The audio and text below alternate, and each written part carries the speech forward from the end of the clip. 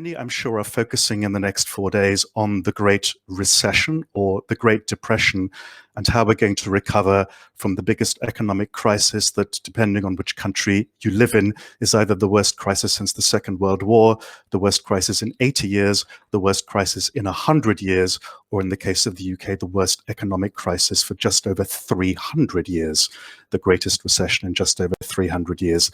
I will let those who are far more capable to talk about economic theory and economic recovery talk about that subject. I'd like to talk about an aspect of what one commentator called the Great Pause, which is the fact that human activity in much of the developed world has more or less ceased for the last 3 months, and there's been an extraordinary ability to rethink our connection with nature as a result.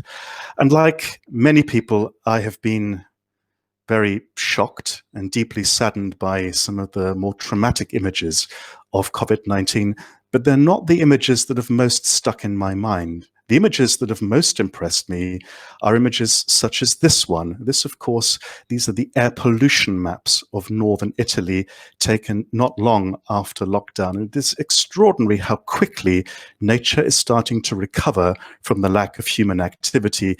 You may also have seen, this is probably my favorite image of recent weeks, these are the goats of Llandudno in Wales. The goats live up in the hills, and because there's been so little human activity in Llandudno, nobody leaving their homes, they've come down into the town to reclaim the streets. And I'm sure all of you will have seen the remarkable images of the self-cleaning properties of Venice's canals. And just to give a sense of how dramatic things have been in Venice, here's a quote from Gloria Beggiato, the owner of the Metropole, one of the leading hotels in Venice. "We Venetians have the feeling that nature has returned and is taking back possession of the city. The water is blue and clear. It is calm like a pond, because there are no more waves caused by motorized boats transporting day tripper tourists. And of course, the giant cruise ships have disappeared."